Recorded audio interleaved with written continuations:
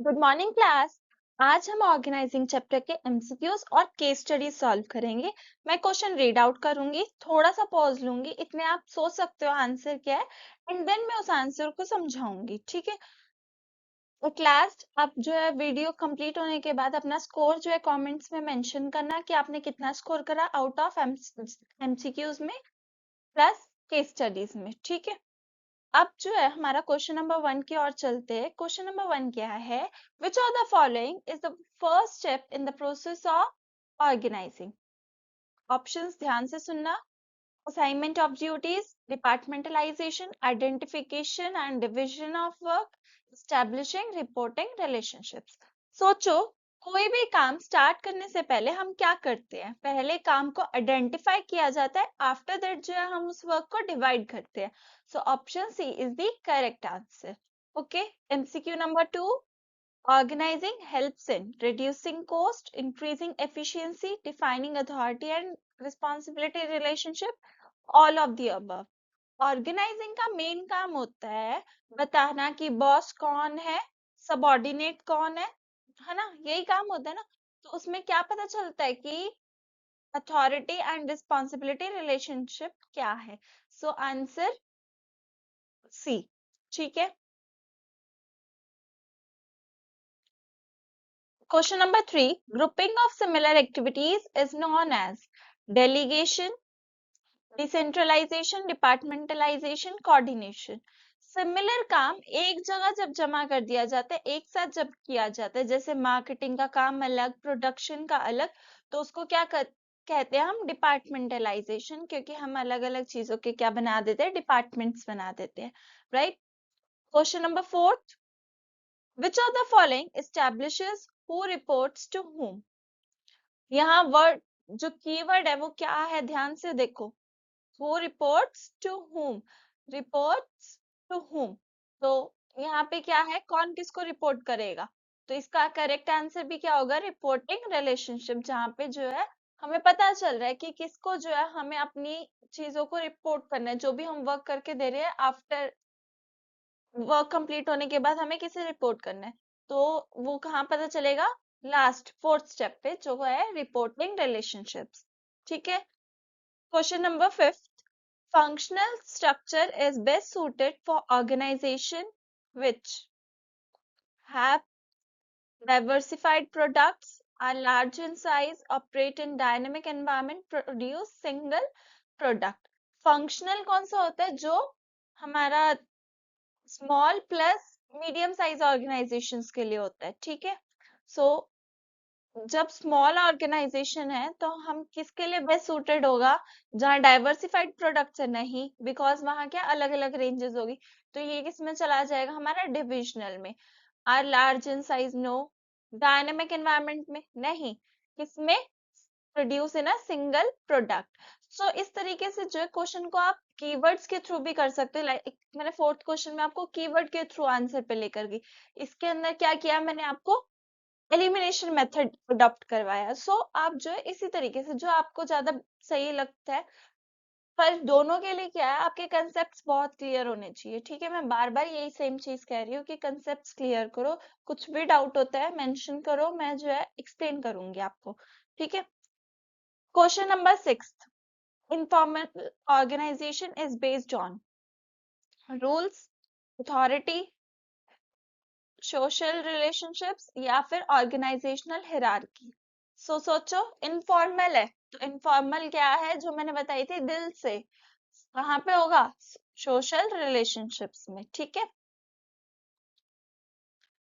MCQ number 7. Delegation of authority does not include authority, होती है ना, रिस्पॉन्सिबिलिटी, अकाउंटेबिलिटी, ये क्या है, डेलीगेशन ऑफ अथॉरिटी के तीनों एलिमेंट्स है। तो ये तीनों चीजें तो है, जो नहीं है वो क्या है, decentralization, means option number D. Moving on to question number 8. Accountability in delegation flows downward, upward, sideways या रैंडम? जो काम कहाँ जाता है, नीचे से ऊपर की ओर जाता है।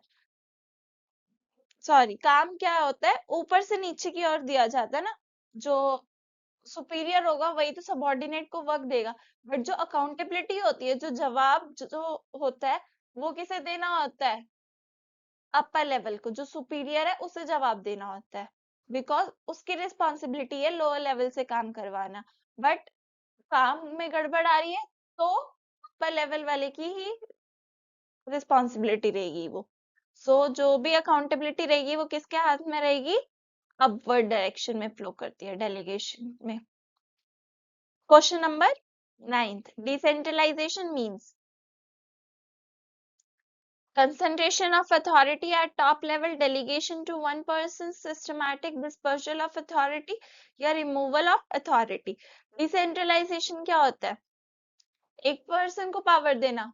नहीं ना, पूरे ऑर्गेनाइजेशन में पावर बांटी जाती है डिसेंट्रलाइजेशन में। मींस चाहे लोअर लेवल हो, लोअर लेवल तक पावर पहुंचाई जाती है, ताकि अपर जो मैनेजर्स वगैरह है वो क्या हो जाए, फ्री हो जाए, वो अपना प्रोडक्टिव चीजों में जो है अपना टाइम लगा सके, सो दैट हम क्या करें, ऑर्गेनाइजेशन ग्रो करे।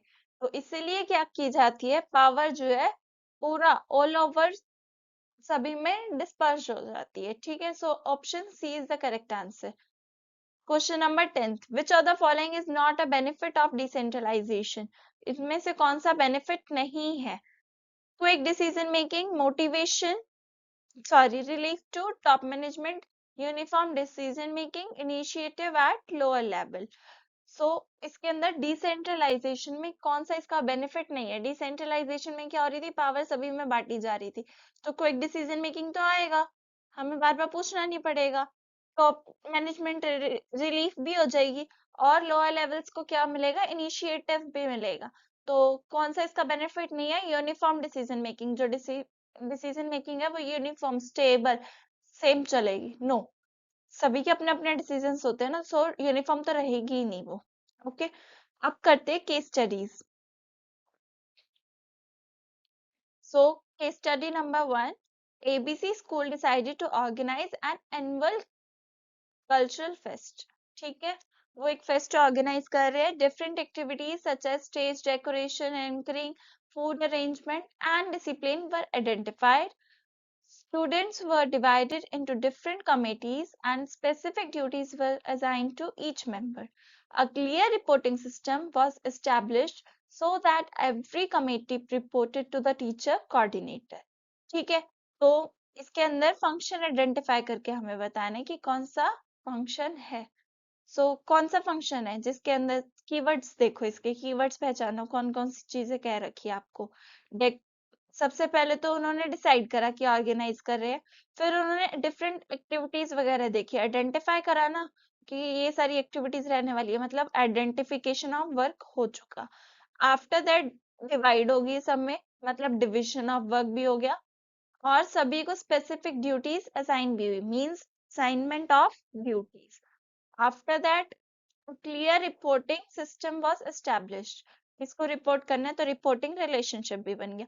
तो ये चारों स्टेप्स किसके अंदर आते हैं? हमारे ऑर्गेनाइजिंग के अंदर आते हैं। कौन सा फंक्शन आइडेंटिफाई हुआ मैनेजमेंट का? ऑर्गेनाइजिंग। अब जो है किन्हीं भी दो स्टेप्स का, जो भी प्रोसेस है ऑर्गेनाइजिंग का, उनके दो स्टेप्स जो है इसमें हाईलाइटेड, हाईलाइटेड तो बहुत सारे हैं, उनको एक्सप्लेन करना है। ठीक है, चारों स्टेप्स आप पहले मेंशन करोगे, identification and division of work, departmentalisation, assignment of duties plus reporting relationship. जब चारों स्टेप्स को आप डिफाइन, फिर जो है इनको अच्छे से एक्सप्लेन करना है, so that you can score full marks in this answer. Okay, board में अगर कोई भी चीजें जो है प्रॉपर पॉइंट वाइज लिखोगे ना, तो आप फुल मार्क्स बड़े आराम से स्कोर कर सकते हो। प्लस फ्लो चार्ट जरूर से बनाए। ठीक है, केस स्टडी नंबर 2 देखते हैं। इन XYZ limited all employees follow a defined hierarchy and rules. However, employees also form informal groups based on friendship, mutual trust, which help them share ideas and support each other during work pressure. ठीक है, इसके अंदर clearly जो है दो तरीके से दोनों टाइप्स की ऑर्गेनाइजेशन मेंशन है। एक फ्रेंडशिप बेस्ड है जो इनफॉर्मल ग्रुप है, और एक जो एम्प्लॉयज डिफाइंड हिरार्की और रूल्स को फॉलो कर रही है। इट मींस दैट इसके अंदर फॉर्मल प्लस इनफॉर्मल ऑर्गेनाइजेशन दोनों की बात हुई है।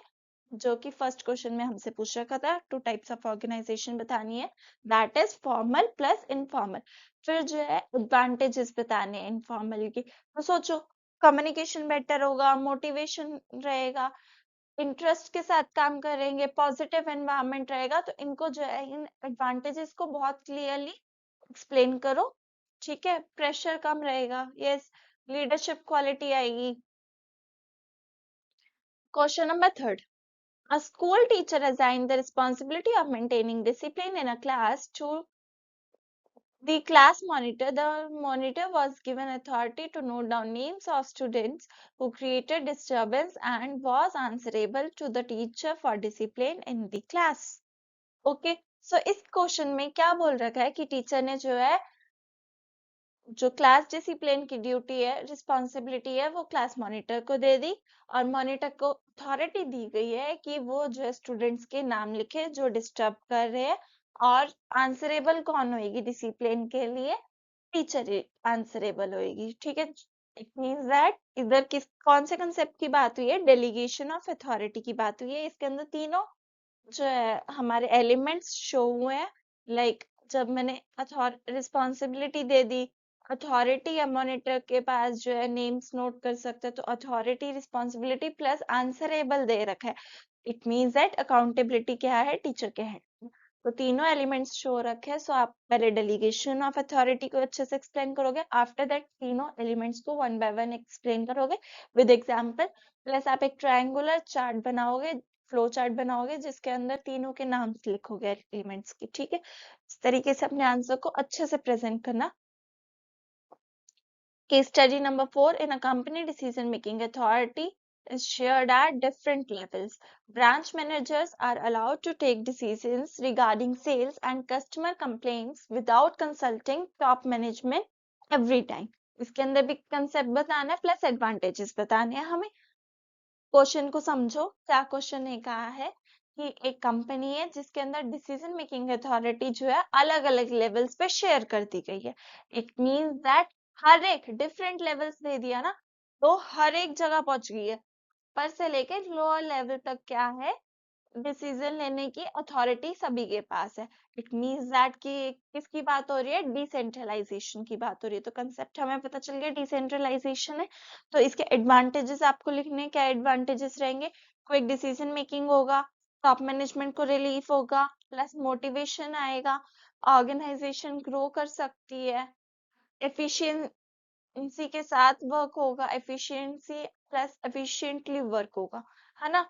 ठीक है, तो यही हमारा ऑर्गेनाइजेशन चैप्टर था। अगर आप दोनों चीजें जो है बहुत अच्छे से कर पा रहे हो, एमसीक्यूज प्लस केस स्टडी, तो आपका ये चैप्टर एग्जाम के लिए बिल्कुल रेडी है। ठीक है, जब भी आप क्वेश्चन सॉल्व करो, क्या करना है आपको? कीवर्ड्स आइडेंटिफाई करने हैं। जब एमसीक्यूज कर रहे हो प्लस केस स्टडी कर रहे हो, तो कीवर्ड्स आइडेंटिफाई करना स्टार्ट करो। आपको पता होना चाहिए बेसिकली, जब भी आप चैप्टर कर रहे हो ना, तो चैप्टर में देखो कि क्या क्या कीवर्ड्स है। तो अगर आपको वो कीवर्ड्स दिख गए ना, आप फटाफट से अपना चैप्टर पता चल जाएगा आपको कि कौन सा चैप्टर से रिलेटेड है, और आपका आंसर जो है निकालना बहुत ईजी हो जाएगा। ठीक है, तो यही था इस वीडियो में। नेक्स्ट वीडियो में हम जो है अपना स्टाफिंग चैप्टर स्टार्ट करते हैं।